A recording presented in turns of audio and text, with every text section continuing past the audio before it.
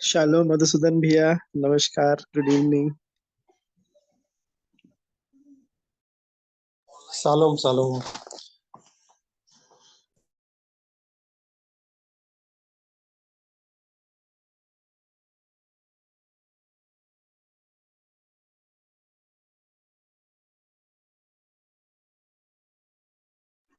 अभी थोड़ा सा ही ठीक लगा मुझे। तबीयत ना भी अच्छा खासा, नहीं तो फीवर और यही खांसी और ये सब चल रहा था। अभी हम्म। थोड़ा सा बेहतर है। जी जी। अभी थोड़ा सा सफर ऊपर में तबीयत बिगड़ गया है। हाँ वही। मुझे वहां ज्यादा ठंड थी, यहाँ कम ठंड लगी मुझे। हाँ तो मैंने हाँ। गर्म कपड़े कम पहने। अच्छा उसी से अच्छा। पकड़ लिया उसने। हाँ, वैसे ही लगता है मुझे। हाँ, हम्म। इस मौसम का वजह से। बदलाव बोलिए। जी हाँ जी हाँ जी। हम्म, ठीक है। थोड़ा सा वेट कर लेते हैं, अभी और कोई जोड़ेंगे तो है ना, फिर शुरू जी करेंगे। जी, थोड़ा वेट कर लेते हैं। हाँ। जी। मैं भी आज थोड़ा ना इधर आ गया हूँ गांव साइड। यहाँ थोड़ा अच्छा नेटवर्क अच्छा। थोड़ा सा प्रॉब्लम हाँ। है। अच्छा। तो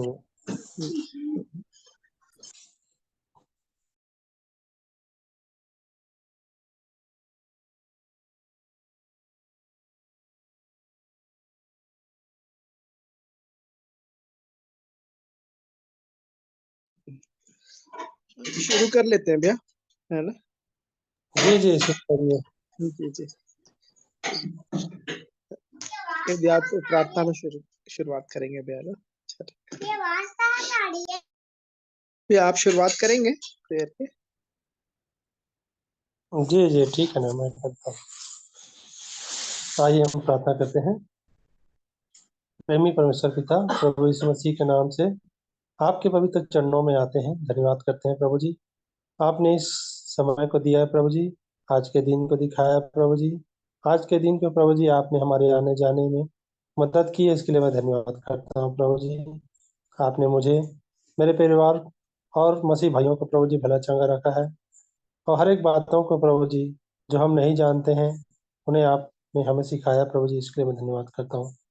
इस समय को प्रभु जी जो आपने हमें दिया है, इस संगति में हम जुड़ने पाए प्रभु जी, इसके लिए मैं धन्यवाद करता हूँ। आज के समय में प्रभु जी इस मीटिंग में कई एक नहीं जुड़ पाए प्रभु जी, इसके लिए भी मैं प्रभु जी प्रार्थना करता हूँ कि वे जुड़ने पाए प्रभु जी, और सभी के मनों को तैयार करिए प्रभु जी कि इस संगति को बनाए रखें, इस संगति में जुड़ने पाए प्रभु जी। क्योंकि आप कहते हैं जहाँ दो या तीन मेरे नाम से इकट्ठे होते हैं उनके बीच में उपस्थित होता हूँ। प्रभु जी मैं धन्यवाद करता हूँ आपकी उपस्थिति के लिए, आपकी इस मीटिंग में प्रभु जी उपस्थिति बनाए रखने के लिए, इस संगति को आपकी आशीष आपकी अनुग्रह देने के लिए प्रभु जी मैं धन्यवाद करता हूँ। आपने हमें हर एक बातों को बताया प्रभु जी, उन भेद भरी बातों को भी बताया प्रभु जी जिसको हम नहीं समझ पाते थे प्रभु जी। आपने हमारी बुद्धि को स्थिर किया, हमें शुद्ध किया, पवित्र किया प्रभु जी, ताकि हम आपके वचन में बने रहें। आपके वचन के द्वारा हम प्रभु जी आत्मिक रूप से बलवंत होने पाए। हमारा दिन प्रभु जी प्रभु यीशु मसीह के नाम से शुरू हो और प्रभु यीशु मसीह के नाम से खत्म हो प्रभु जी। हर एक बातों के लिए मैं धन्यवाद करता हूँ, इस समय के लिए, इसमें जुड़ने वाले सबों के लिए प्रभु जी जो किसी कारणवश नहीं जुड़ पाए हैं उनके लिए भी मैं प्रभु जी आपकी दया चाहता हूँ प्रभु जी। इस समय को पुनः आपके हाथों में देता हूँ, इस संगति को आपके हाथों में देता हूँ, और इस मीटिंग को आपके हाथों में देता हूँ प्रभु जी। बीच में आवाज चली गई थी भैया आपकी। प्रार्थना यहाँ पूरी हो नेटवर्क गई का क्या? समस्या है, नेटवर्क। जी जी जी जी, हाँ भाई मुझे आशीष लगा। जुड़े थे लेकिन अभी चलते हाँ हैं। वो देखे कम लोग हम्म, हैं तो शायद चले गए होंगे जी। कोई नहीं। हो सकता है दो ही जने हैं। हाँ हाँ हाँ। कोई नहीं हाँ, हाँ, भैया तो ये प्रार्थना पूरी करना चाहते हैं तो कर सकते हैं भैया, बीच में आवाज चली गई थी। नहीं या हो नहीं, गई कल तो कल पूरी मैं हो कर गई थी लिया। ना। हाँ। ठीक है भैया, तो फिर मैं प्रार्थना करता हूँ। आइए हम प्रार्थना करेंगे। प्रेमी दयालु अनुग्रहकारी सर्वशक्तिमान पिता परमेश्वर, राजाओं के राजा प्रभुओं के प्रभु, अपने उद्धार करता प्रभु यीशु मसीह के पवित्र और मीठे नाम से आपके अनुग्रह के सिंहासन के सन्मुख आते हैं प्रभु जी। आपके नाम को धन्य कहते हैं, आपके नाम को सराहते हैं प्रभु जी। क्योंकि आप ही प्रभु जी हमारी चिंता करने वाले पिता परमेश्वर हैं प्रभु जी। आप यहोवा राफा है प्रभु जी, आपने मुझे चंगाई दी, इसलिए आपको धन्यवाद देता हूं प्रभु जी। पिछले दिनों जो प्रभु जी जो बुखार, सर्दी या प्रभु जी जो भी समस्याएं थी प्रभु जी, आपने अपने बड़े दया अनुग्रह में मुझे पूर्ण चंगाई दी। आपका धन्यवाद धन्यवाद धन्यवाद देता हूँ प्रभु जी। आप प्रार्थनाओं के सुनने वाले पिता परमेश्वर है प्रभु जी, आप हमारी चिंता करने वाले पिता परमेश्वर है। आप ही हमारे शरीरों को बनाने वाले पिता परमेश्वर है प्रभु जी। आपके नाम को धन्य कहता, आपके नाम को सराहता हूँ प्रभु जी। और इस वक्त मैं हर एक उन बीमारों के लिए भी प्रार्थना करता हूँ प्रभु जी, जो किसी भी प्रकार की शारीरिक अस्वस्थता से होकर गुजर रहे हैं। बीमारी का नाम कोई भी क्यों ना हो प्रभु जी, आप यदि चाहें तो प्रभु जी किसी को भी आप चंगा कर सकते हैं प्रभु जी। आपने उस कोढ़ी से आके पूछा कि तू क्या चाहता है कि मैं तेरे लिए करूं, क्या तू शुद्ध होना चाहता है? तो उसने कहा हाँ। हाँ प्रभु जी, आपने उस अंधे बरतिमाई से पूछा तू क्या चाहता है कि मैं तेरे लिए करूं? हाँ प्रभु जी, और उन्होंने कहा स्पष्ट तौर से कि आप मुझे चंगाई प्रदान कीजिए प्रभु। हाँ प्रभु जी, आप हमें चंगाई देने वाले पिता परमेश्वर है प्रभु जी, आपके पास वो सामर्थ है। हम आपके नाम को धन्य कहते हैं, आपके नाम को सराहते हैं। हम अपने हर एक प्रियो को आपके अनुग्रह के सिंहासन के सन्मुख लेकर आते हैं प्रभु जी। हम सुरेखा आंटी के लिए प्रार्थना करते हैं प्रभु जी, आपकी ओर से उन्हें पूर्ण चंगाई मिलने पाए प्रभु जी। आपने प्रभु जी उस 12 वर्ष से लहू जिसका बह रहा था उस स्त्री के लिए प्रभु जी, उसने जैसा ठाना था वैसा किया और आपने उसको पूर्ण चंगाई प्रदान की प्रभु जी। हाँ प्रभु जी, और आपने प्रभु जी बहुत देरों को जिनको जिनको चंगाई दी और कहा कि जा तेरे विश्वास के अनुसार हो। हाँ प्रभु जी, उस विश्वास से प्रभु जी, तो वो विश्वास हम सबको प्रदान करें, विश्वास में और मजबूत करें प्रभु जी, ताकि हम उस चंगाई को प्रभु जी हमारे जीवनों में उस प्राप्त करने पाए। ऐसी दया अनुग्रह चाहता हूँ प्रभु जी। मैं प्रार्थना करता हूँ उमेश अंकल की आंखों की रोशनी के लिए। मैं प्रार्थना करता हूँ बेटे एजिल की आंखों की रोशनी के लिए प्रभु जी। और भी जितने बच्चे हैं प्रभु जी, आजकल के दिनों में चश्मा लगना बहुत आसान बात, आम बात होती जा रही है प्रभु जी। दया करें, अनुग्रह करें प्रभु जी हमारे बच्चों को भी प्रभु जी। हाँ प्रभु जी, आंखों में अच्छी रोशनी प्रदान करें प्रभु जी, हर एक मोबाइल फोन के, टीवी के एडिक्शन से बचाएं। और प्रभु जी साथ ही साथ प्रभु जी आपकी बातों पे मन लगाने में, हम माता पिताओं को अपने बच्चों को आपके मार्ग की शिक्षा देने में प्रभु जी, चेतावनी के साथ प्रभु जी आपके मार्गों में बढ़ाने के लिए प्रभु जी सहायता और मदद करें। आपकी दया अनुग्रह चाहता हूँ। वैसे ही प्रार्थना करता हूँ प्रभु जी मोहल्लत अंकल और उनके परिवार और घराने के लिए, जो कि प्रभु जी इन समयों में प्रभु जी जो जंगली हाथियों का झुंड जो उनके गांव के आसपास है प्रभु जी, वो लोग उस डर और भय में जी रहे हैं, कहीं वो नुकसान ना कर दे प्रभु जी। हम आपकी ओर देखते हैं प्रभु जी, आपकी ओर से उन्हें सुरक्षा प्रदान होने पाए प्रभु जी। आप दया करें, अनुग्रह करें। हम प्रभु जी प्रार्थना करते हैं कि वे प्रिय भी प्रभु जी आपके द्वारा संभाले जाएं प्रभु जी। हाँ प्रभु जी, हम प्रार्थना करते हैं कि वो हाथियों का झुंड वापस जंगल में जाने पाए और उनको कोई भी नुकसान ना होने पाए। ऐसी दया अनुग्रह चाहते हैं प्रभु जी। हम इस संगति के लिए आपका धन्यवाद देते हैं प्रभु जी, जो हमें दिन प्रतिदिन आप हमें प्रदान करते हैं कि हम आपके चरणों में बैठकर आपकी आवाज को सुन सकते हैं प्रभु जी, जो कि आवश्यक बात है और जो वो बात है जो कभी हमसे छीनी नहीं जा सकती प्रभु जी, क्योंकि आपका वचन प्रभु जी सदा तक अटल रहने वाला वचन है।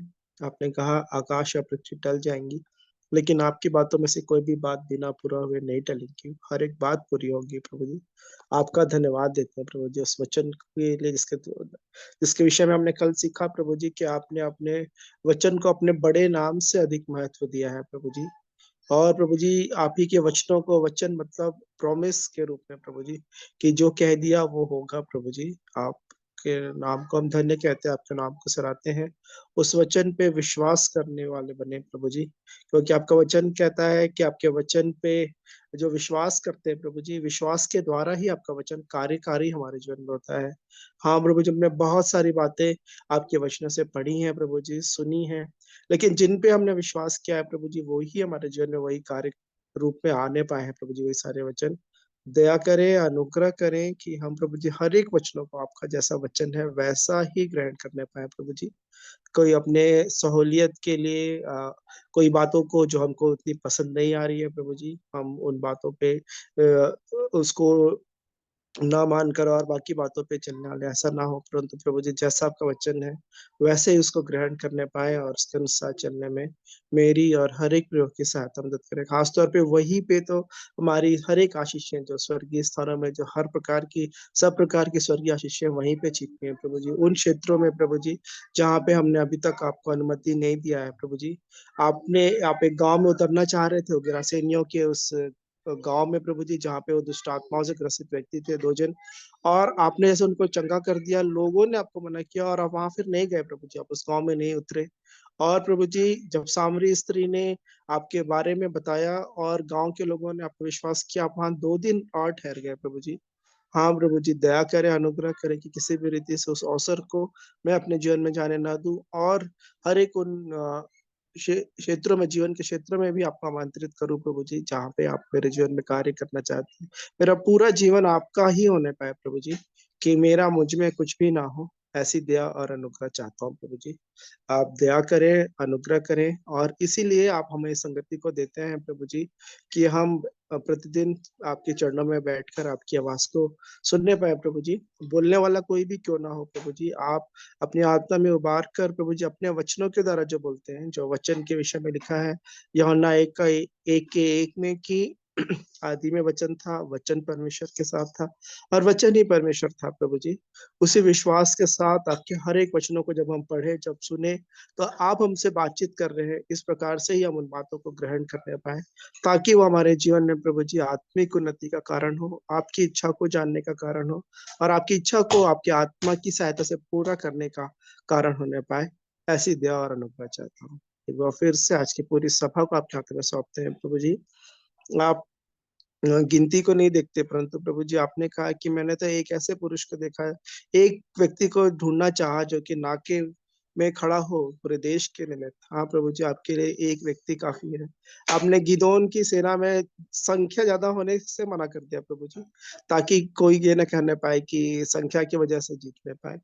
लेकिन आप थोड़े से लोगों को, हे छोटे झुंडू मत डर, आपने कहा है प्रभु जी, तो कि आप अपनी सामर्थ प्रभु जी, आप अपनी महिमा किसी को नहीं देते, इसलिए आपका धन्यवाद देते हैं। हम आप पे प्रभु जी भरोसा रख के आप जो हमारे जीवन से चाहते हैं, चाहे हम एक हो चाहे दो हो, जितने भी हो, आपने कहा 2 या 2 से अधिक हो तो मैं वहां पे होके, मैं वहां पे उपस्थित होता हूँ प्रभु जी। आपके नाम को हम धन्य कहते हैं, आपके नाम को सराहते हैं।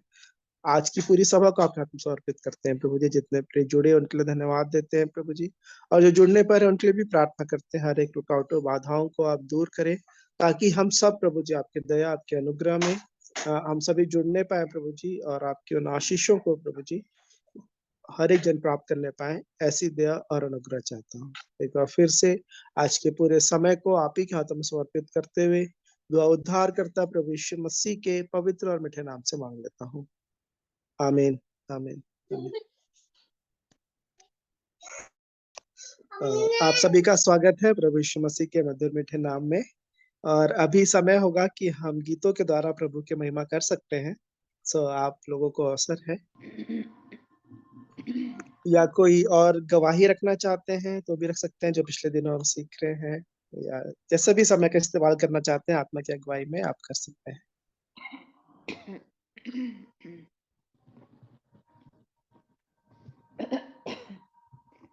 आप सभी प्रियों को जय मसीह की शालोम।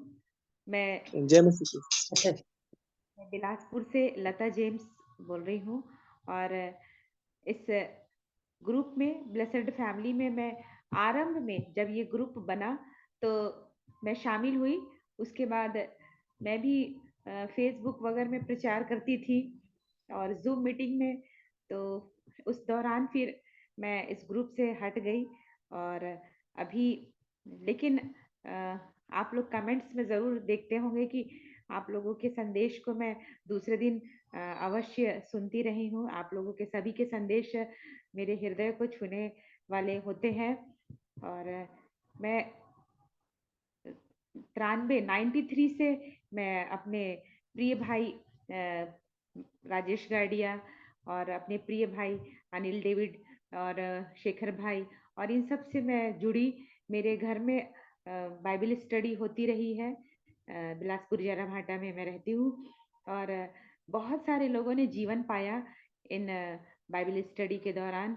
और अभी सब हम अलग-अलग तो हो गए हैं, लेकिन अपने-अपने क्षेत्रों में प्रभु की सेवा को पूरा करना चाहते हैं और कुछ छोटा प्रयास भी हम कर रहे हैं। और मुझे फिर से जुड़कर बहुत अच्छा लगा कि आशीष भाई के द्वारा मुझे फिर से लिंक मिला और उनका संदेश भी मुझे बहुत प्रभावित करता है।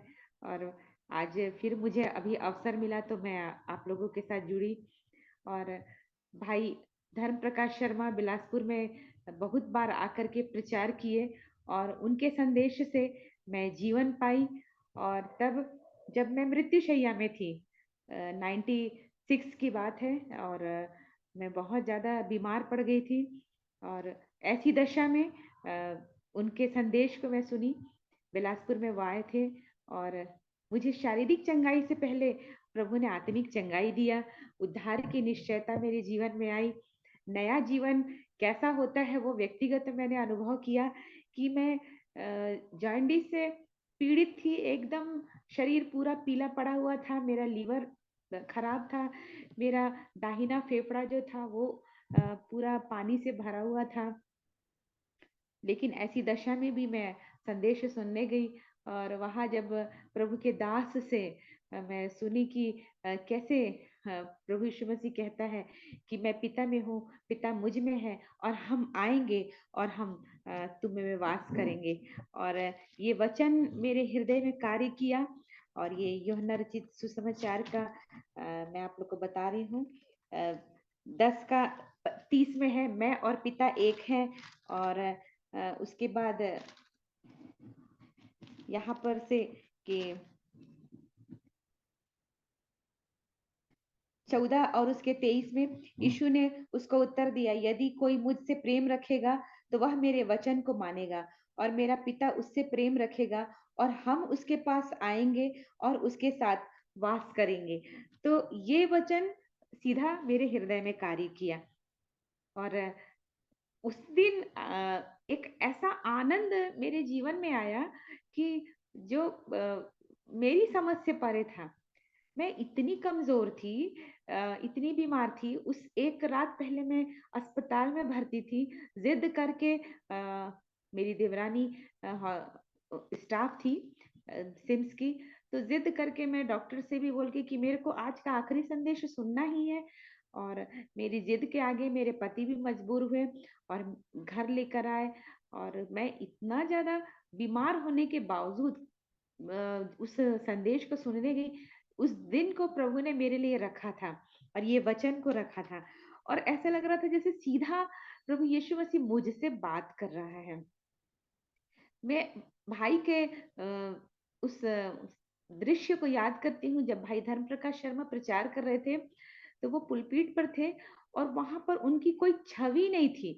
पूरा एक सफेद प्रकाश सा जैसे वो आ रहा है मेरे अंदर में।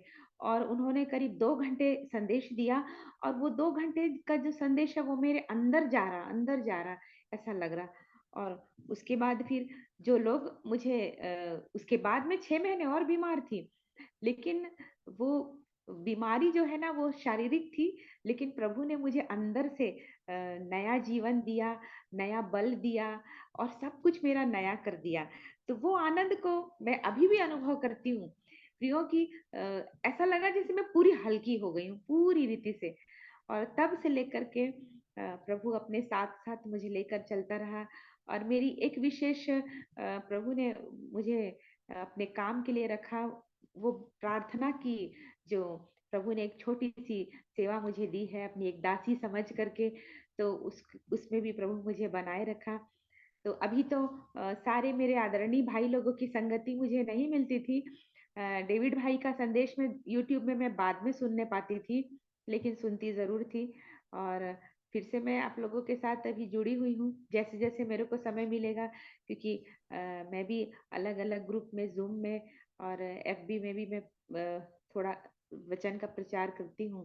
तो प्रभु को धन्यवाद देती हूँ कि हम लोग सच में आपस में ऐसे अपने प्रियों को ढूंढते हैं जो वचन की खराई और सच्चाई में बने रहना चाहते हैं। हम पूरी कोशिश करना चाहते हैं कि कहाँ से ऐसी गहराई का हमको प्रकाश मिले, कहाँ से हम परमेश्वर के मर्म और भेद को हम सुन सके, जान सके, अपने प्रियों की गवाही को सुने, जिसमें अद्भुत परमेश्वर ने अपने वचन की सामर्थ और अपनी सामर्थ्य से कार्य किया। तो आप सब लोगों की गवाही सुन करके भी मैं बहुत खुश होती हूँ और मैं प्रभु को धन्यवाद देती हूँ कि आज मैं फिर से जुड़ने पाई। और आप सबकी प्रार्थनाएं मुझे बहुत अच्छी लगती है, आप लोग की गवाहियाँ, जो वचन का भाग आप लोग सामने रखते हैं, तो मुझे बहुत अच्छा लगता है। इसी तरह से प्रभु आप लोगों को और अपनी महिमा में बढ़ाते रहें। हम सच में बहुत कम लोग हैं, चुने हुए लोग हैं, जो हम इस तरह से एकत्रित हो पाते हैं। एक समय था कि प्रियो मेरा जो घर है प्रभु के लोगों की संगति से भरा रहता था। बहुत सारे लोग हम इकट्ठे होते थे यहाँ पर, इतना अच्छा वचन का प्रकाशन, इतना अच्छा भाइयों की संगति मिलती थी, और फिर अचानक से सब कुछ बिखरता चला गया, तो वो एक कमी महसूस होती है। अब इस तरह की हमारे बिलासपुर में कोई बात नहीं होती कि हम लोग विश्वासी भाई बहन लोग कहीं हम इकट्ठे हों और वहां पर हम लोगों को वचन की संगति मिले, और वहां हम फिर से आत्मीयता के साथ वचन को ग्रहण करें। ऐसा नहीं होता। प्रभु सहायता करे कि फिर से हम लोग ऐसी संगति को प्राप्त करें।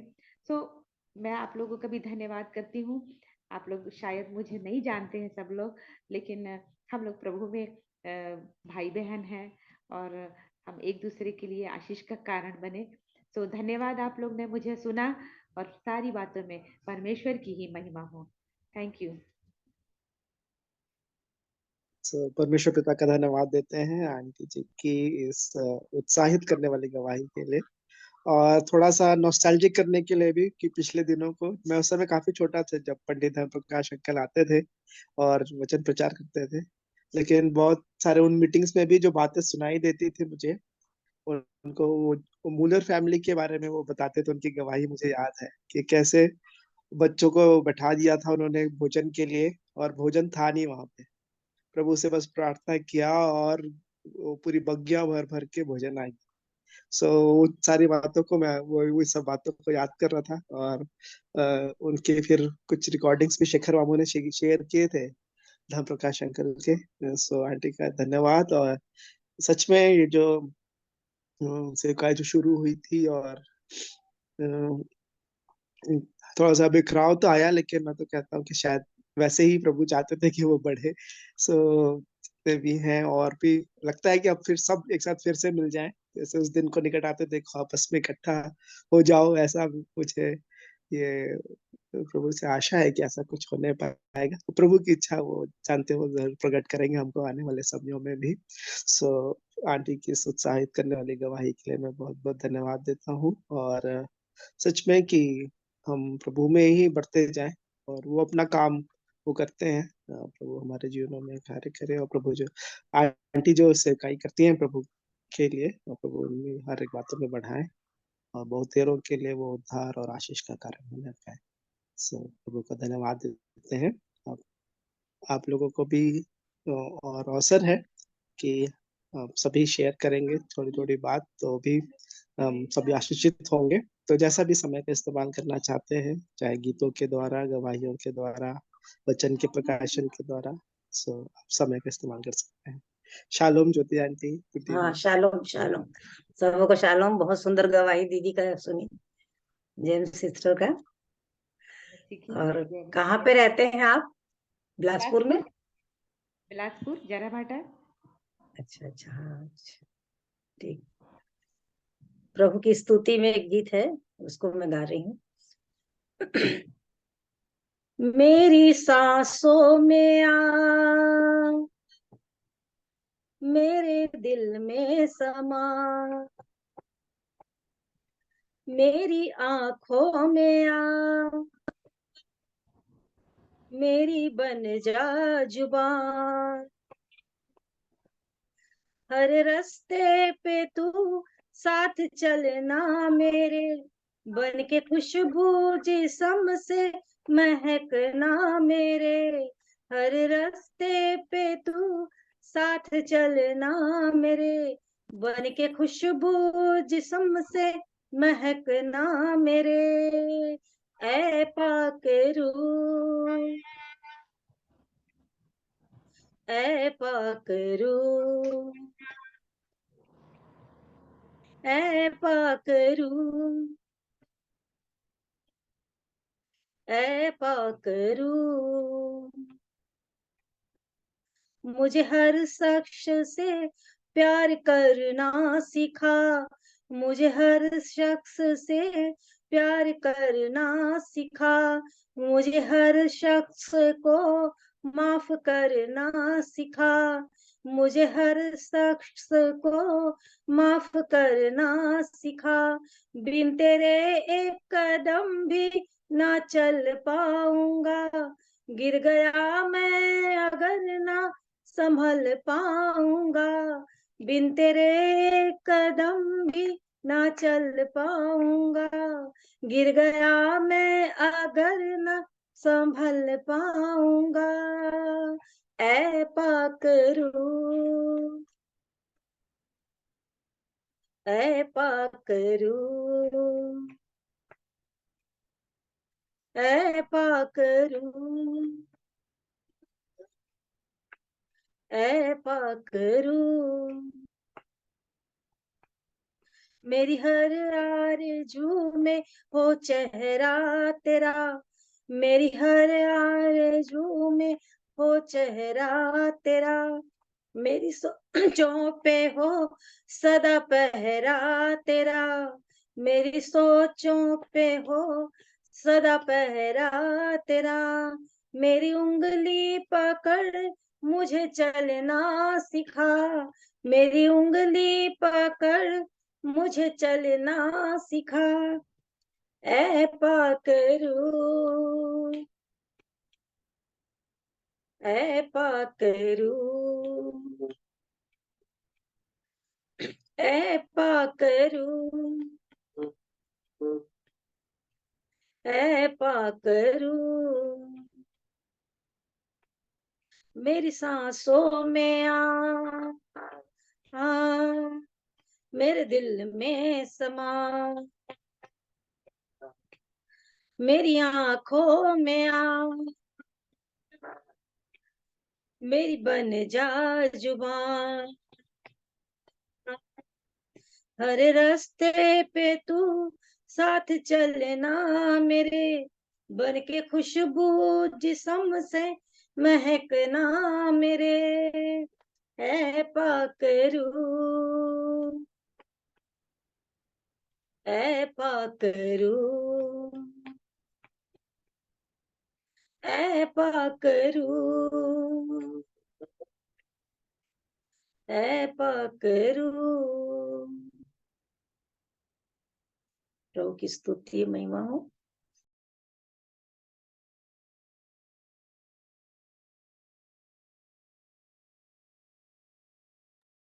So, अभी भी अवसर है प्रभु की महिमा करने के लिए, या गीतों के द्वारा या गवाहियों के द्वारा, या कोई वचन का प्रकाशन है तो वो भी आप रख सकते हैं, अभी समय है।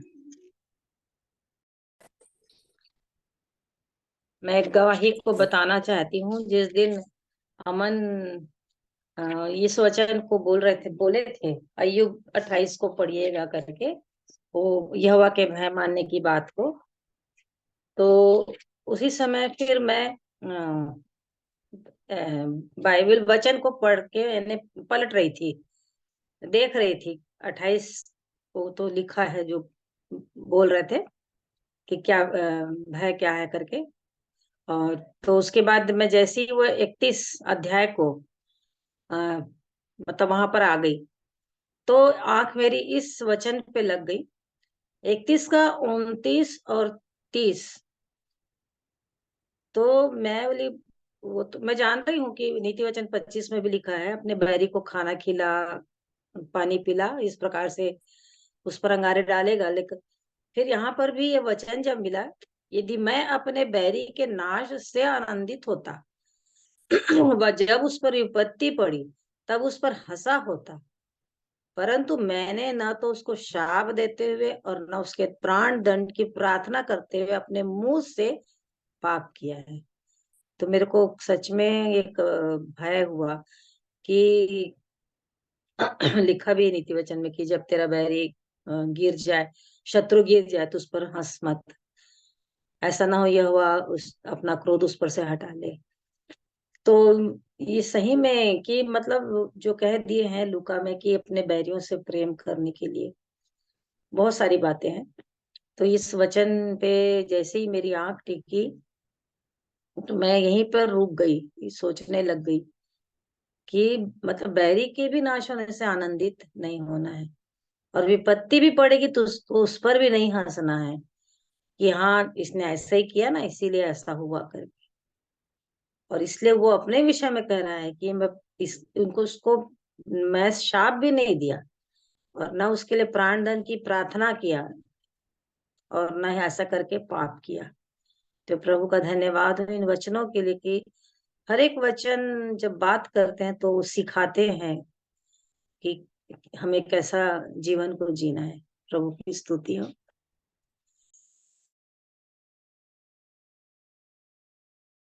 परमेश्वर पिता का धन्यवाद आंटी जी के लिए, इस वचन के लिए कि सच में हमको दूसरों से कैसा प्रेम करना है और बैरी हमको नहीं बनाना है किसी को भी, है ना। सो प्रभु सहायता करे, हम ऐसा हमारे जीवन में कोई भी किसी के प्रति भी, मनुष्य से तो युद्ध है ही नहीं ना, जो वो बात कर बोलते हैं वचन में। प्रभु सहायता करे। अभी भी आप लोगों को अवसर है, प्रभु की महिमा करिए। आप सभी को शालोम। जी शालोम अ, शालोम भैया।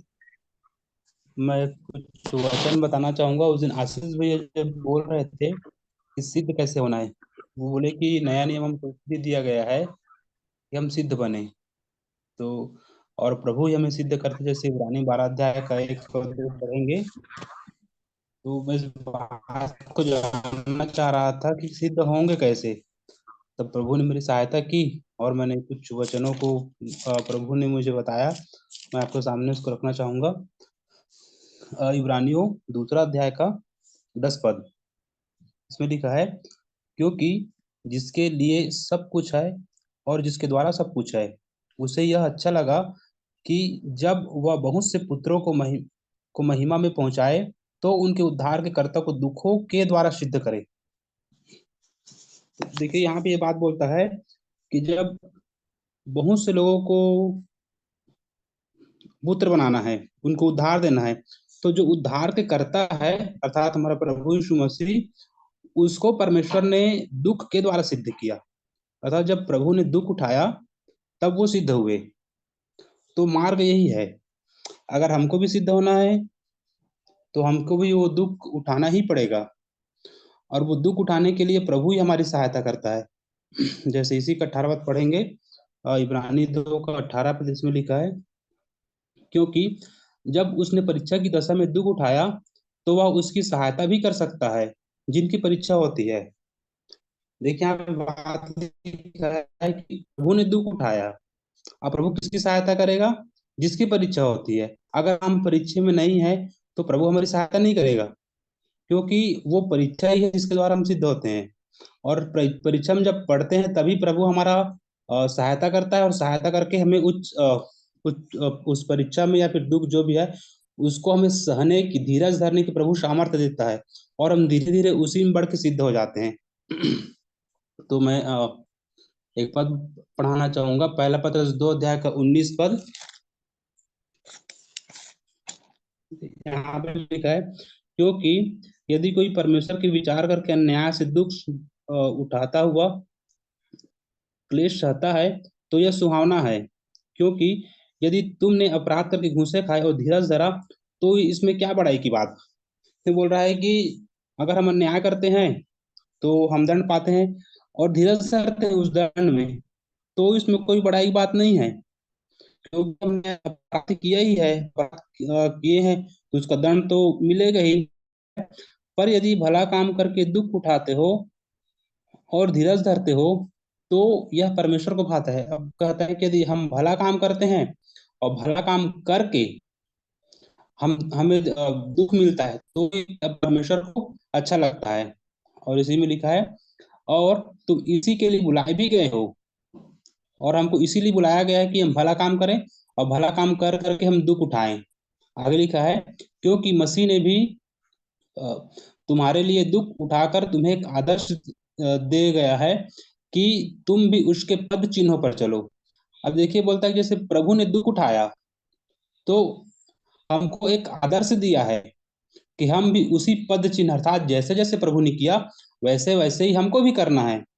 प्रभु जब दुख उठाए और सिद्ध हुए तो हमको भी दुख उठाना पड़ेगा सिद्ध होने के लिए। देखिए आगे लिखा है, न तो उसने पाप किया और न उसके मुंह से छल की बातें निकली। तो जैसे प्रभु ने किया वैसे ही हमको भी करना पड़ेगा, क्योंकि प्रभु ही हमको चिन्ह दिया है और मार्ग दिया है, और हमको भी उसी के पद चिन्हों पर जैसे जैसे प्रभु चला है वैसे ही हमको भी चलना पड़ेगा।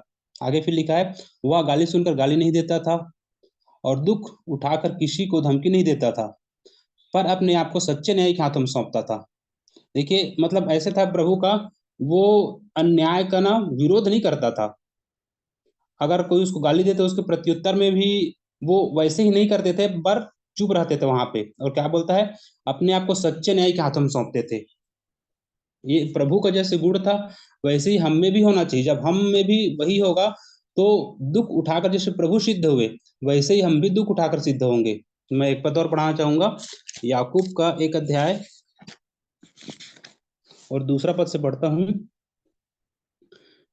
हे मेरे भाइयों, जब तुम नाना प्रकार की परीक्षाओं में पढ़ो तो इसको पूरे आनंद की बात समझो। ये बोलता है कि परीक्षा में जब हम पढ़ते हैं तब क्या है, हमारे लिए आनंद होना चाहिए। और आगे लिखता है, यह जानकर कि तुम्हारे विश्वास के परखे जाने से धीरज धीरज उत्पन्न होता है, पर धीरज को अपना पूरा काम करने दो कि तुम पूरे और सिद्ध हो जाओ। ये बोलता है, देखिए हमें जब विपत्ति दुख परीक्षा आता है तब हमें उसको आनंद की बात समझना है। और उस स्थिति में, अर्थात तो परखे जाने की स्थिति में, जब दुख विपत्ति हम पर पड़ रहा है, परीक्षा पड़ रहा है, तब हमको क्या रखना है, धीरज रखना है। और ये धीरज रखने की सामर्थ्य प्रभु ही देगा, जैसे हमने इब्रानी 2 के 18 में पढ़ा। वो सहायता करेगा अर्थात वो सब जो हम पर परखे जाने दो विपत्ति जो समस्या आ रहा है ना, वो समस्या को सहने का सामर्थ्य प्रभु ही देगा और हम उसमें धीरज रख सकेंगे। आगे फिर कहता है, धीरज को अपना पूरा काम करने दो।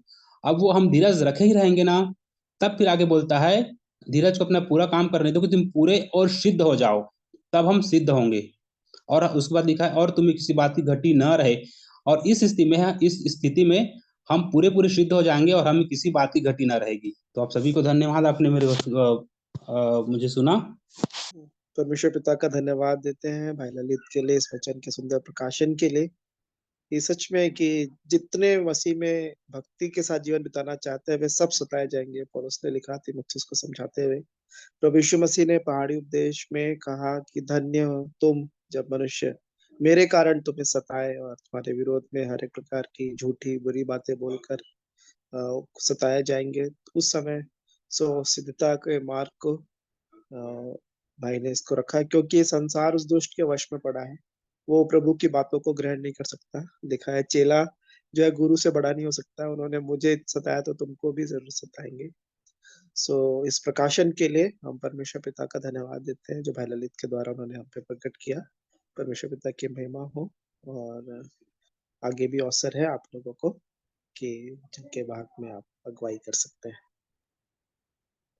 हाँ, प्रभु का धन्यवाद हो। जब भाई बता रहे थे तो वचन आत्मा दिखाते जा रहे थे कि वाकई में ये कहना चाहिए मसीह शिक्षा का वो आखिरी पड़ाव है। मतलब ये बनना है, बनने में प्रोसीजर में कहना चाहिए।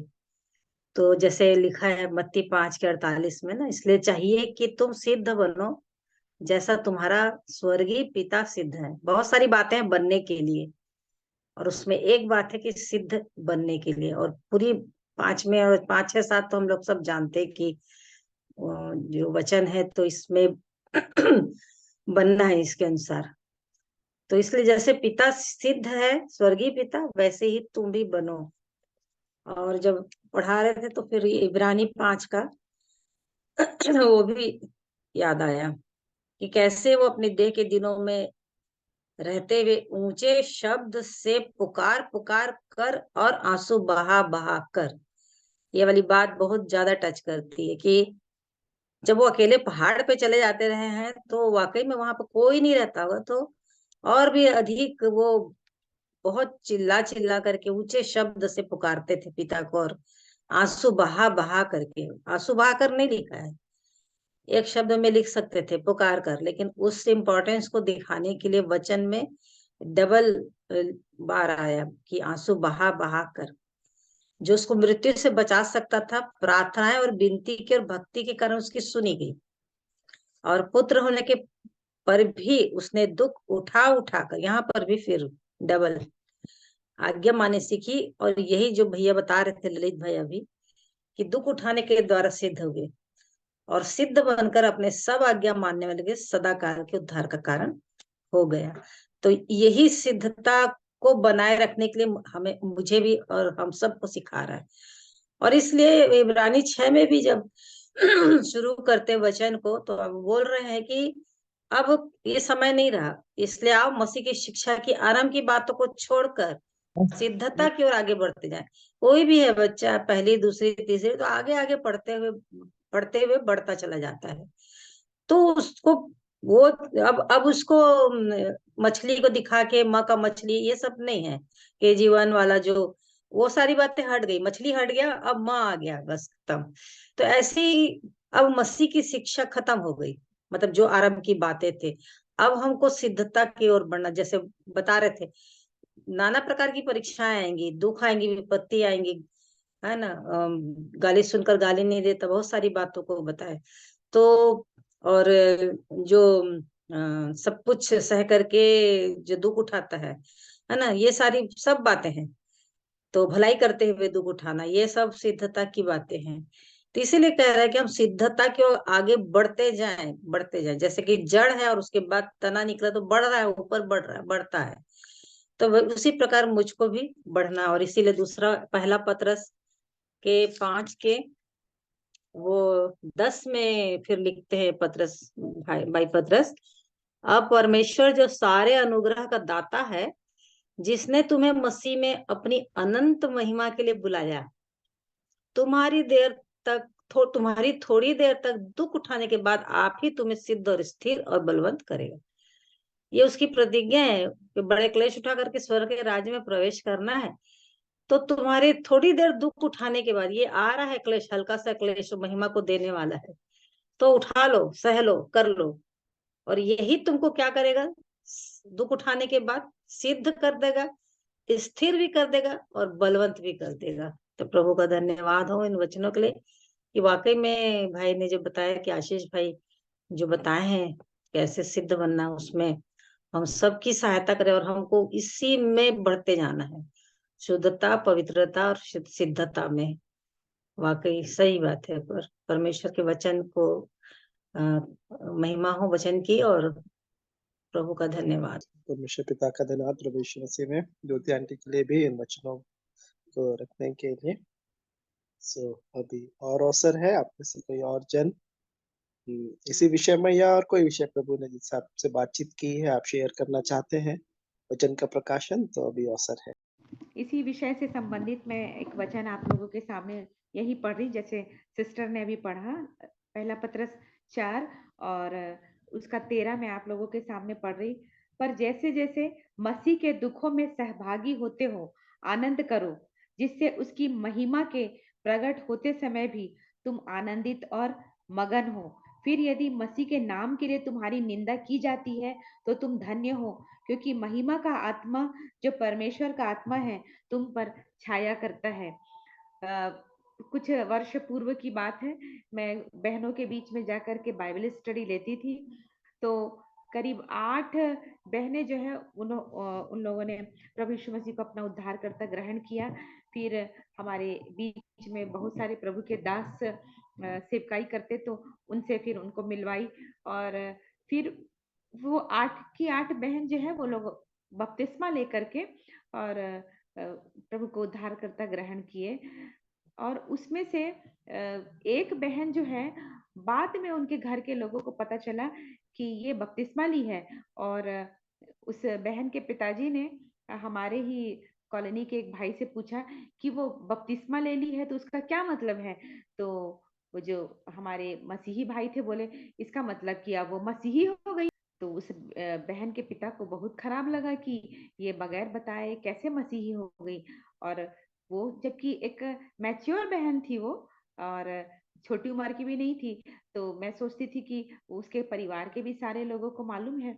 लेकिन जब पता चला है उसके पिताजी को तो घर में जाकर बहुत बवाल किए वो और फिर मुझे बुलाए और बुला करके पूरे उनके परिवार के लोग चारों तरफ से घेर लिए और बोले कि अब भी मंदिर चलो और तुमको हम हिंदू बनाएंगे। और मैं शांत बैठी थी, मेरे को कुछ समझ में नहीं आ रहा, मैं चुपचाप बैठी। और फिर उसके बाद उनके परिवार के दूसरे लोग बोलते हैं इसको थाने लेके चलो, ये बहुत धर्म परिवर्तन करा रही है।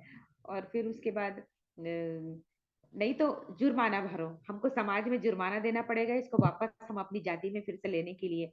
तो उस समय अकेले मैं उनके घर में थी, मेरे पति भी बाहर नौकरी करते थे, बच्चे भी मेरे छोटे थे। तो उस समय मेरे अंदर में गीत चल रहा था, rejoice in the Lord always and again I से रिजॉइस। मेरे को समझ में नहीं आ रहा कि ये लोग चारों तरफ से मुझे घेर के रखे हैं और मेरे अंदर से प्रभु में सदा आनंदित रहो, मैं फिर कहता हूँ आनंदित रहो, ये गाना चल रहा है। तो बाद में समझ में आया कि परमेश्वर की के महिमा का आत्मा जो है वो जो हम पर छाया करता है वो बाहरी बातों से हमको डिगने नहीं देता है। उसके बाद मेरे सामने उस बहन के साथ वो लोग मारपीट करने लगे, लेकिन मेरे मेरे को नहीं छू रहे हैं, बोल रहे हैं। लेकिन जब उसको मार रहे थे तो ऐसा लग रहा था कि वो मेरे को मार रहा है और वो मुंह बंद करके चुपचाप थी। और उसके बाद फिर सब वो लोग कर लिए तो फिर मैं उनसे पूछ रही कि अब मुझे बताइए और क्या करना है। वो लोग भी चुप, कुछ समझ में नहीं आ रहा। फिर बोलते हैं इसको लेकर के चले जाओ अपने घर में रखो। तो मैं उस बहन से बोली चलो मेरे घर में रहना। उसको हाथ पकड़ के उठाई और मैं उसको अपने घर में लेकर आ गई। थोड़ी देर बाद उसकी बड़ी बहन और उसकी भाभी दोनों आए और मेरे से बोले कि नहीं दीदी, कोई ऐसी बहुत बड़ी बात नहीं हुई, वो बस वो पिताजी थोड़ा भड़क गए थे और इसलिए हम लोग सब समाज के लोगों को बुला के ले आए, हम लोग इसको लेकर के वापस जा रहे हैं। लेके गए, थोड़ी देर बाद फिर मुझे बुलाए कि हम लोग के यहाँ पूरे समाज को हमको जुर्माना देना पड़ेगा और वो पैसा तुम दो। तो मेरे को फिर सब उस गंभीरता को मैं समझ नहीं रही, मेरे अंदर से कुछ ऐसा आ नहीं रहा भाव कि ये लोग मेरे को घेर करके ये लोग बार बार बुला रहे हैं, पूछ रहे हैं, सता रहे हैं और मेरे साथ ये लोग दुर्व्यवहार कर रहे हैं। सब मेरे अंदर में कुछ भी नहीं आ रहा। और सच में परमेश्वर ऐसे सारी परिस्थितियों में संभालना जानता है अपने लोगों को। और ऐसा हुआ कि 2 या 3 दिन बाद उस बहन के पिताजी का अचानक एक ऑपरेशन होना था और जब उनको ऑपरेशन के लिए ले जा रहे थे, तो बाहर से चिल्ला के बोल रहे थे कि लता बहन से कहना मेरे लिए प्रार्थना करेगी। अब वो लोग फिर आए मेरे घर शाम को 2-3 दिन बाद। मैं बोली कि क्या बात है? तो बोले कि अभी उनका अर्जेंट ऑपरेशन होने जा रहा है और वो प्रार्थना करने के लिए बोल रहे हैं। तो तुरंत प्रभु का धन्यवाद हो कि मैं प्रार्थना करने लगी। मैं सोची आज फिर ये लोग कुछ ऐसी बात करेंगे, क्योंकि उस दिन मुझे 3-4 बार अपने घर बुला-बुला करके वो लोग बहुत कुछ करना चाहे, लेकिन प्रभु ने कैसे अद्भुत रीति से उनको भी बाँध दिया और मुझे भी सँभाल कर के रखा। और फिर प्रियो कुछ ही दिन बाद उनकी जो बड़ी बेटी, दामाद और उनकी बेटियाँ सब वो लोग विश्वास में आए। पूरा का पूरा उनका परिवार जो है वो बपतिस्मा ले लिया। और आज आज भी उनके बेटा बहू वो लोग सब विश्वास करते हैं और कलीसियाई संगति में आते हैं। तो तब मेरे को बिल्कुल समझ में नहीं आया कि प्रभु क्या करना चाहता है आगे और क्या उसकी योजना है। लेकिन जब उसी समय ये सब घटना घटती है तो वास्तव में हम बहुत घबरा जाते, बेचैन हो जाते। लेकिन मैं उस समय अकेली थी प्रियो। और लेकिन प्रभु ने सचमुच में शक्ति दिया, बुद्धि दिया, मेरे जुबान को बंद करके रखा, एक भी शब्द यहाँ से वहां नहीं होने दिया कि मैं उनसे कुछ बोलूं। बस मैं चुपचाप शांत रही, लेकिन उसका एक बड़ा प्रतिफल मिला।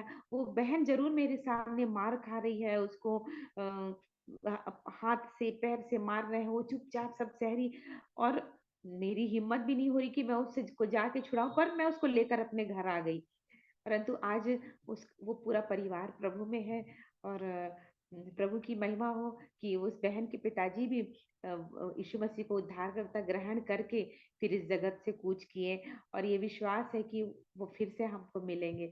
तो हम लोगों के लिए, सबके लिए प्रभु ने ठहराया दियो कि हम सब प्रकार के दुख को सहे जो हम मसीह यीशु के लिए करते, लेकिन उसका प्रतिफल उससे कहीं बड़ा है। तो इस प्रकार प्रभु को सारी महिमा और आदर मिले कि वो अपने लोगों से ऐसे कार्य करता है। धन्यवाद। परमेश्वर पिता का धन्यवाद देते हैं आंटी जी के लिए, उस जीवित गवाही के लिए। तो प्रभु की महिमा हो कि सच में आजकल के समय में जो गलत शिक्षा है कि प्रभु के पास आ जाओ सब कुछ मिल जाएगा, सारी समस्याएं हल हो जाएंगी, और लोग बहुत ज्यादा इसमें खींचे चले जाते हैं, और जबकि सच्चाई उसके बिल्कुल विपरीत है कि इस संसार का है ही नहीं मेरा राज्य। प्रभु यीशु मसीह को राजा राजा उस समय भी बनाना चाह रहे थे लोग, यहूदी लोग, और आज भी ऐसा ही कुछ जो है गलत शिक्षा है। लेकिन प्रभु ने कहा कि मेरा राज्य जो है आने वाला है, उसकी हम सभी तैयारी में पाए जाए। सो आंटी की इस गवाही के लिए भी जो हो के गुजरता है, वो उसके लिए बात कितनी सही होती है। है ना। सो प्रभु का धन्यवाद देते, परमेश्वर पिता का धन्यवाद देते हैं इन वचनों के लिए, गवाहियों के लिए, और इस बात में कि प्रभु हम सबकी सहायता करे कि हम प्रभु में बने पाए जाए। एक वचन जो मुझे याद आ रहा है, एक तो मैं प्रेरितों के काम में उसको मैं ढूंढ रहा था जहाँ पे लिखा है कि उनको कुछ सताया गया, तो बोले उन्होंने बहुत आनंदित हुए कि प्रभु के नाम के कारण हमको कुछ ये सब सहना तो बड़ा सहने का सौभाग्य मिला। इस प्रकार से वचन लिखा है शुरुआत में ही कि प्रभु के नाम के कारण सताए जाने के योग्य तो ठहरे। सो उनका आनंद ऐसा था, जो पहली सदी की कलीसिया में जो लोग थे। और एक और वचन इब्रानियों में जो है 10वां वचन, 10वें अध्याय का 35 से आगे, या फिर मैं 32 वचन से आगे पढ़ लूंगा। इब्रानियों 10 का 32 से अंतिम तक। परंतु उन पिछले दिनों को स्मरण करो जिनमें तुम ज्योति पाकर दुखों के बड़े संघर्ष में स्थिर रहे। कभी कभी तो यो कि तुम निंदा और क्लेश सहते हुए तमाशा बने, और कभी यो कि तुम उनके साझी हुए जिनकी दुर्दशा की जाती थी, क्योंकि तुम कैदियों के दुख में भी दुखी हुए और अपनी संपत्ति भी आनंद से लुटने दी, यह जानकर कि तुम्हारे पास एक और भी उत्तम और सर्वदा ठहरने वाली संपत्ति है। इसलिए अपना हियाव ना छोड़ो, क्योंकि उसका प्रतिफल बड़ा है। क्योंकि तुम्हें धीरज धरना आवश्यक है, ताकि परमेश्वर की इच्छा को पूरी करके तुम प्रतिज्ञा का फल पाओ। क्योंकि अब बहुत ही थोड़ा समय रह गया है, जबकि आने वाला आएगा और देर ना करेगा। पर मेरा धर्मी जन विश्वास से जीवित रहेगा, और यदि वह पीछे हट जाए तो मेरा मन उससे प्रसन्न न होगा। पर हम हटने वाले नहीं कि नाश हो जाए, पर विश्वास करने वाले हैं कि प्राणों को बचाए। आमीन। सो ये जो लाइन है 34 के अंतिम भाग में की, यह जानकर कि तुम्हारे पास एक और भी उत्तम और सर्वदा ठहरने वाली संपत्ति है। सो प्रभु ने कहा कि जैसे आंटी ने पढ़वाया था कि तुम्हारा पल भर का, है ना, हल्का सा क्लेश अनंत महिमा और भी अनंत महिमा उत्पन्न करता जाता है। इस बात की समझ प्रभु हम सबको प्रदान करे, और परिस्थितियां जब आए तो उसके बदले में रिटेलिएट करने के बजाय हम उनका जवाब देने के बजाय प्रभु जैसे हमारी अगुवाई करते हैं उनको सह लें, जो उनको भावता है वैसा, और उस सिद्धता को प्राप्त करें। प्रभु मेरी और आप सबों की सहायता करें। और भी अवसर है यदि आप में से कोई और कुछ शेयर करना चाहते हैं, थोड़ा अमन, समय और वो है हमारे पास। वचन जी जो आप आंटी। बोल रहे थे जी प्रेरितों जी का 5 का 40 जी 41। जी जी मैं पढ़ लेता हूँ। तब उन्होंने उसकी बात मान ली और प्रेरितों को बुलवाकर पिटवाया, और यह आदेश देकर छोड़ दिया कि यीशु के नाम से फिर कोई बात ना करना। वे इस बात से आनंदित होकर महासभा के सामने से चले गए कि हम उसके नाम के लिए अपमानित होने के योग्य तो ठहरे। अद्भुत बात है। वे प्रतिदिन मंदिर में और घर घर में उपदेश करने और इस बात का सुसमाचार सुनाने से कि यीशु ही मसीह है ना रुके। कितना अद्भुत ये बात है उनका प्रेम प्रभु के लिए, और इस बात की समझ की सताए तो जाएंगे लेकिन प्रभु के काम से नहीं रुकना और उसको करते ही जाना। परमेश्वर पिता का धन्यवाद आंटी की उस गवाही में कि एक बहन के साथ साथ पूरा परिवार घराना बचाया गया, वो दारोगा के समान प्रेरितों के काम 16 में, कि जिसने उनको बंदीगिरी में डाला था वो ही विश्वास किया और उसके साथ पूरा घराना भी उद्धार पाने पाया। कुछ यही है मसीहत, सच्चा मसीही जीवन। हम परमेश्वर पिता का धन्यवाद देते हैं। सो अभी और भी प्रियों को अवसर है, आप से कोई और कुछ शेयर करना चाहते हैं तो कर सकते हैं। उस दिन जो आशीष भैया जब बता रहे थे वचन को, तो भैया मैं उसमें से कुछ वचन को रिपीट करना चाहूंगा। जरूर जरूर भैया। देखिए इब्रानी का 12 अध्याय उसका नहीं, इब्रानी 5 अध्याय का 12वां पद, इसमें लिखा है, समय के विचार से तो तुम्हें गुरु हो जाना चाहिए था, तो भी यह आवश्यक हो गया है कि कोई तुम्हें परमेश्वर के वचनों की आदि शिक्षा फिर से सिखाए।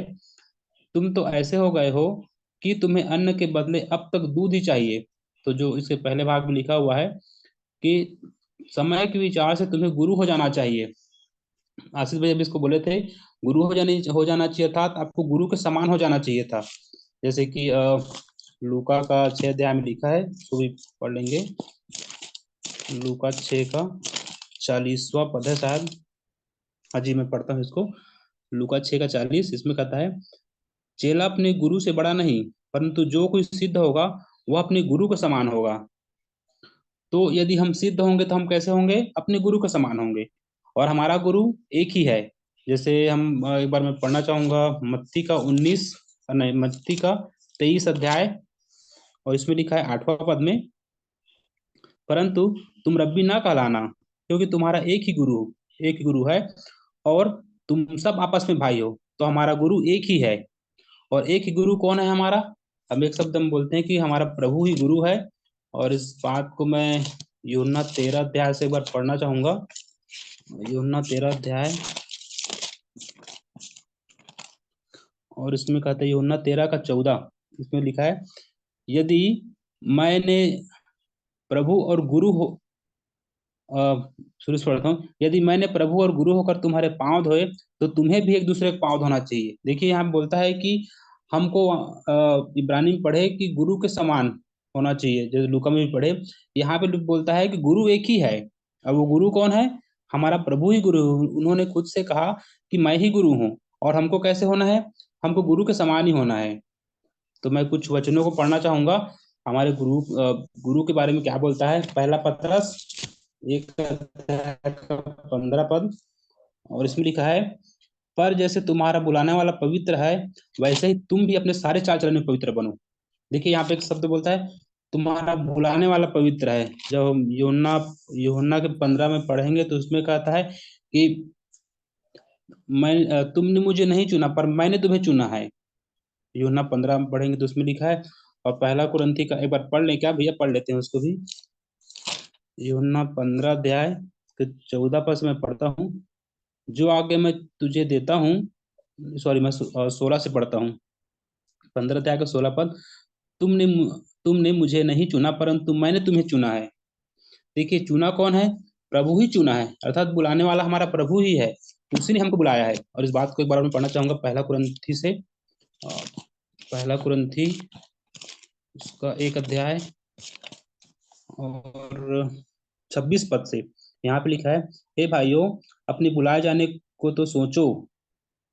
फिर बोलता है बुलाए जाने को सोचो, और आगे लिखा है इसमें कि न कि शरीर के अनुसार बहुत ज्ञानवान, न बहुत सामर्थी और न बहुत कुलीन बुलाए गए, परंतु परमेश्वर ने जगत को मूर्खों को चुन लिया। देखिए कौन चुना? परमेश्वर ने चुना। हमको प्रभु ने ही बुलाया, परमेश्वर ने बुलाया, और उसी ने हमको चुना है। तो एक बार फिर से पतरस का मैं पढ़ना चाहूंगा, पहला पतरस 1 अध्याय के 15 पद को लिखा है, पर जैसे तुम्हारे बुलाने वाला पवित्र है। प्रभु के विषय में क्या लिखा? वो पवित्र है, वैसे ही अपने सारे चाल चलन में पवित्र बनो, क्योंकि लिखा है मैं पवित्र हूँ पवित्र बनो क्योंकि मैं पवित्र हूँ। यहाँ बोलता है कि हमको क्या होना है, पवित्र बनना है, क्योंकि हमारा जो बुलाने वाला है, हमारा प्रभु है, वो भी पवित्र है। इसलिए उन्होंने कहा कि तुम भी पवित्र बनो। और अभी जो टी आंटी पढ़ाई मत्ती का, मैं 5 का एक बार अंतिम पद पढ़ना चाहूंगा। मत्ती 5 अध्याय का 48 पद, इसमें लिखा है, इसलिए चाहिए कि तुम सिद्ध बनो जैसे तुम्हारा स्वर्गीय पिता सिद्ध है। हमको क्या बनने के लिए बोल रहा है, सिद्ध बनने के लिए, हमको पवित्र बनने के लिए बोला जा रहा है, हमको सिद्ध बनने के लिए बोला जा रहा है।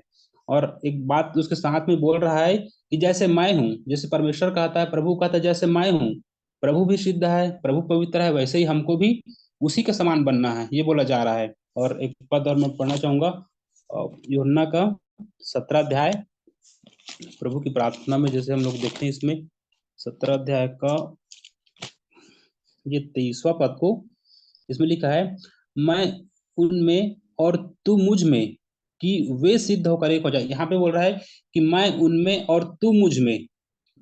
प्रभु बोलता है कि मैं उनमें अर्थात विश्वासियों में। हम लोग अगर 20 पद पढ़ेंगे तो बोलता है, मैं केवल इन्हीं के लिए विनती नहीं करता, परंतु उनके लिए भी जो इनके वचन के द्वारा मुझ पर विश्वास करेंगे। अर्थात जो विश्वास करेंगे उनके लिए यहाँ पर जो शब्द आया उन, मैं उनमें, अर्थात जो विश्वास करेंगे उनमें, और तू मुझ में, परमेश्वर को बोलता है कि आप मुझ में, बोलता है परमेश्वर को, और मैं उनमें, अर्थात जो विश्वास कर रहे हैं, कि वे सिद्ध होकर एक हो जाए। यहाँ बोलता है कि वे सिद्ध, ये जो वे शब्द आया है, ये भी उनके लिए आया है जो विश्वास करके प्रभु के पास आ रहे हैं, कि वे सिद्ध होकर एक हो जाए। अर्थात हमारे लिए आ रहा है कि हमको क्या होना है, सिद्ध होना है इसके लिए। और इसके बाद जैसे मैं और बताया था पहले कि सिद्ध वैसे ही होंगे, जो मार्ग वही है, प्रभु ही जैसे सिद्ध हुआ, जैसे हमने इब्रानियों से पढ़ा, उस वैसे ही हमको भी सिद्ध होना है।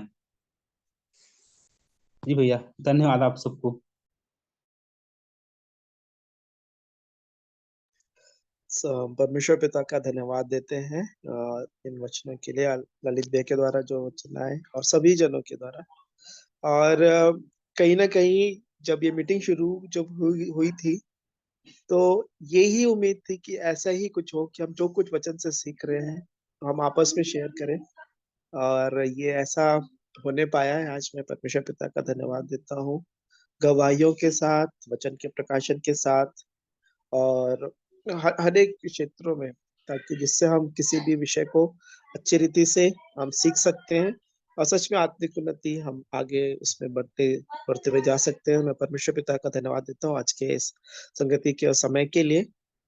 और अभी भी यदि कोई कुछ कहना चाहते हैं तो अवसर रहेगा, नहीं तो फिर हम अंतिम प्रार्थना करके आज की सभा को समाप्त करेंगे।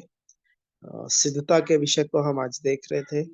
दुखों में स्थिर रह के धीरज के साथ सहते हुए हम सिद्ध बन सकते हैं, जैसा कि हमारे गुरु प्रभु यीशु मसीह ने, यीशु ने जो उस पृथ्वी पर थे उन्होंने सहा।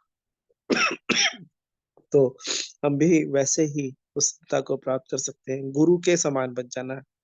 जैसे भाई ने जो प्रकाशन दिया, गुरु बनना मतलब हम अपना गुरु चला रहे हैं, अपना दूसरों को अपने, तो वैसा नहीं। उस प्रकाशन से कि गुरु जैसे थे, है ना, जैसे प्रभु यीशु मसीह ने दुख उठा के सिद्ध हुए, वैसे ही, है ना, पुत्र होने पर भी दुख उठा उठा कर आज्ञा माननी सीखी, और सभी दुखों को हमारे लिए सह लिया, और हमें आदर्श दे गए हैं कि हम उनके पद चिन्हों पर चले। सो प्रभु सहायता करे। सो यदि कोई अंतिम प्रार्थना में अगुवाई करना चाहते हैं, कोई भी प्रिय, तो अभी अवसर है। मैं एक बात बताना चाह रही थी। जी कल आंटी। के द्वीप में यहाँ पर हम लोग वो रखे हैं, एक क्या बोलना चाहिए ने, क्विज जैसा ही है, उसमें 5-6 एक्टिविटीज है। कुछ प्रश्न है, कुछ बाइबल मतलब पढ़ने का वो है, ऐसा मतलब 5-6 प्रकार का वो है। तो कल शायद मैं नहीं जोड़ पाऊंगी, बल्कि अभी जो भी प्रार्थना करेंगे तो इस बात को रखिएगा कि हर एक बातों में प्रभु की महिमा मिले। और मैंने वही कहा कि जो कुछ हम साल भर सीखे हैं वचन से, तो उस वचन के द्वारा ही उसमें प्रश्न पूछा जाएगा करके। और रिटर्न में भी है, ऑप्शन भी है उसमें, 10 प्रश्न है यूहन्ना 10, 11, 12 से। एक वो है और बहुत सारे 4-5 जो और दूसरे एक्टिविटीज हैं। और प्रभु ही बुद्धि दे रहे हैं कि बनाई, तो आज दिन भर उसी में मेरा लग गया। तो इसके लिए भी प्रार्थना करिए कि कल के दिन में वो सब लोग उसका लाभ उठाएं और अपने जीवन में इन बातों को सीखें और आगे बढ़ें।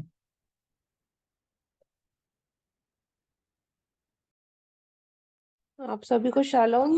मेरे लिए भी प्रेयर करिएगा, क्योंकि मुझे भी अभी जो मैं बीटीएस ट्रेनिंग कर रही हूँ उसमें मेरे को कुछ असाइनमेंट्स दिए गए हैं जो मुझे सबमिट करना है।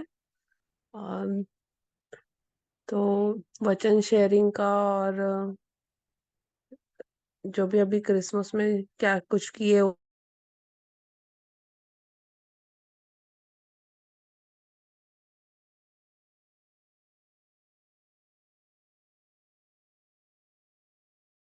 सबका माइक ऑफ है।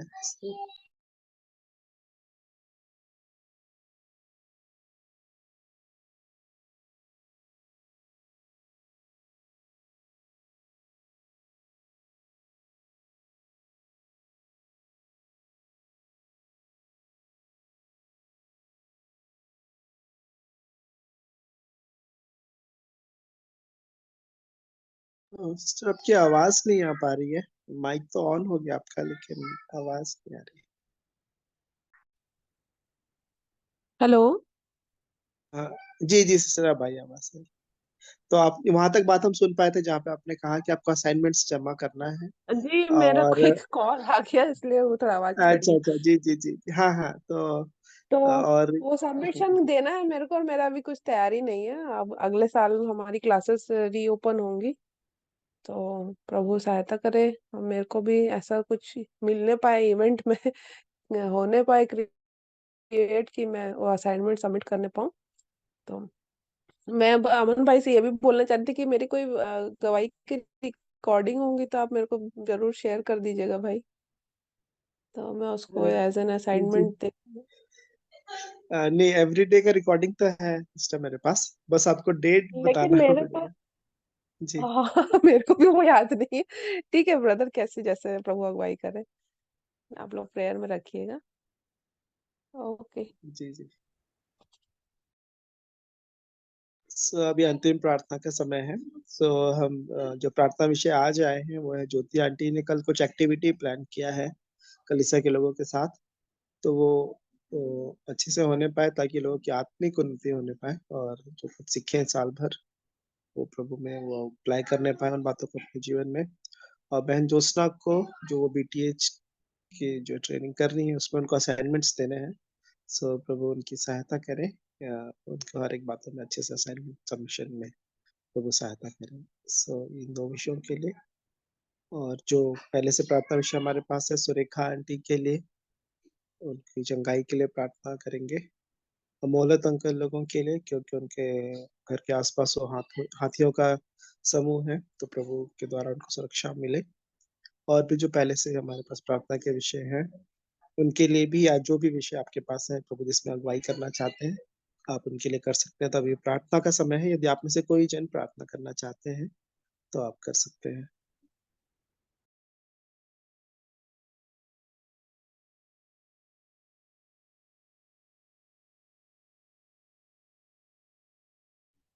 So, आइए प्रार्थना करते हैं।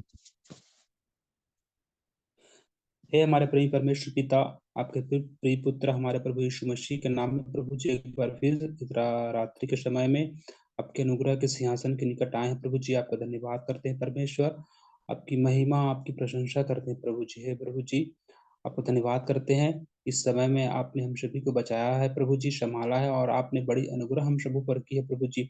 इस समय में हम आपके वचनों पर वचनों के द्वारा कुछ सीख सके प्रभु, आपको धन्यवाद करते हैं पिता, धन्यवाद करते हैं प्रभु जी। आपने अपनी आत्मा के द्वारा हम सबों की अगुवाई की है प्रभु जी। हाँ प्रभु, और वचनों के द्वारा आपने हम सभी को सिखाया है प्रभु जी कि आपकी इच्छा क्या है प्रभु जी, और हमको कैसे चाल चलना है प्रभु। आपको धन्यवाद करते हैं प्रभु जी। हे प्रभु जी धन्यवाद करते हैं प्रभु जी। हम सभी उस परीक्षा में कष्ट दुख क्लेश को प्रभु जी आनंद से सहते हुए धीरज धरने पाए प्रभु।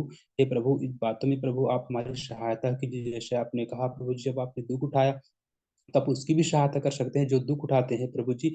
हम सभी दुख उठाकर प्रभु जी, जैसे आपने दुख उठाकर सिद्ध हुए, वैसे ही हम भी प्रभु जी उस दुख क्लेश को उठाकर प्रभु जी धीरज धरकर हम सिद्ध हो सके प्रभु। हमारी सहायता कीजिए प्रभु जी। हे हमारे प्रभु परमेश्वर पिता, आपने इस समय को प्रभु हम हमारे लिए दिया और हमको सबको जोड़ा प्रभु जी। आपको धन्यवाद करते हैं प्रभु। हे प्रभु जी, विनती करते हैं पिता परमेश्वर, जो ज्योति आंटी कल जो क्विज और कुछ एक्टिविटीज उनके कलीसिया में रखे हैं प्रभु, सहायता कीजिएगा प्रभु जी। उनमें जितने भी कलीसिया के जो विश्वासी लोग हैं प्रभु जी, जो आते हैं परमेश्वर, सहायता कीजिए प्रभु उन क्विज के द्वारा या जो भी एक्टिविटी उनके द्वारा प्रभु जी, उनकी आत्मिक उन्नति हो सके प्रभु। हाँ प्रभु जी, और आपको और अधिक गहराई से जान सके परमेश्वर, सहायता कीजिए प्रभु जी। हे प्रभु जी, विनती करते हैं प्रभु जी पीटर, जो सना पीटर दीदी के लिए प्रभु।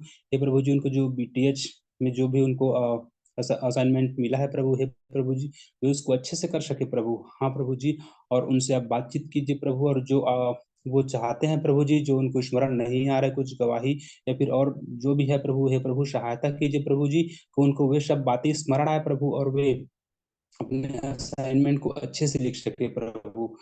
सहायता कीजिए प्रभु जी। हे प्रभु जी, मोहलत अंकल के लिए भी प्रार्थना करते प्रभु जी। उनके एरिया में प्रभु जो हाथी के इस समय जो प्रभाव है प्रभु जी, सहायता कीजिए प्रभु जी कि वे सुरक्षित रहें प्रभु। आप बचाने वाले हैं प्रभु। उनको प्रभु जी आपके चरणों में देते हैं परमेश्वर पिता है प्रभु जी। सुरेखा दीदी के लिए भी प्रार्थना करते हैं प्रभु जी कि वे चंगे हो पाए प्रभु। हे प्रभु जी, उन सबको आपके चरणों में सौंपते हैं प्रभु जी। और एक बार फिर प्रभु जी, हम सभी को पिता आपके चरणों में देते हैं प्रभु जी, और सहायता कीजिए प्रभु जी कि हम सब आत्मिक उन्नति में बढ़ते जाएं परमेश्वर। दया कीजिए प्रभु सब बातों के लिए, और धन्यवाद प्रभु जी। और इस प्रार्थना को आपके प्रिय पुत्र हमारे प्रभु यीशु मसीह के नाम में मांगते प्रभु। सुनिए परमेश्वर, दया से ग्रहण कीजिए। आमीन। आमीन आमीन आमीन आमीन। सो आप सभी को शालोम, शालोम शालोम। जय मसीह की। और आज के जय संगति मसीह के समय के लिए मैं परमेश्वर पिता का धन्यवाद देता हूँ कि अद्भुत समय प्रभु ने हमें प्रदान किया कि हम वचनों से हम जो बातें सीख रहे हैं आपस में शेयर करने पाए। मेरा विश्वास है कि सब हमारी आत्मिक उन्नति का कारण है, और प्रभु के नाम को महिमा हमारे जीवन के द्वारा मिलने पाएगी। मैं परमेश्वर पिता का धन्यवाद देता हूँ। तो हम कल फिर प्रभु के दया अनुग्रह में जुड़ेंगे, और 7 बजे से प्रार्थना का समय है, 7:30 से संगति का, ताकि हम सभी आशीषित होने पाए। और जस्ट एक जानकारी देना था कि आशीष कुमार कलेज जो ब्रदर है वो जुड़े थे थोड़ी देर के लिए शुरुआत में ही, लेकिन किसी वजह से वो डिस्कनेक्ट हो गए। तो जैसा उनको मौका मिलेगा वो कभी भी जुड़ सकते हैं, ऐसा मुझे लगा। तो आज वो जुड़े थे थोड़े समय के लिए। सो हम परमेश्वर पिता का धन्यवाद देते हैं कि वो हमें संगति में सहायता किया उन्होंने आज।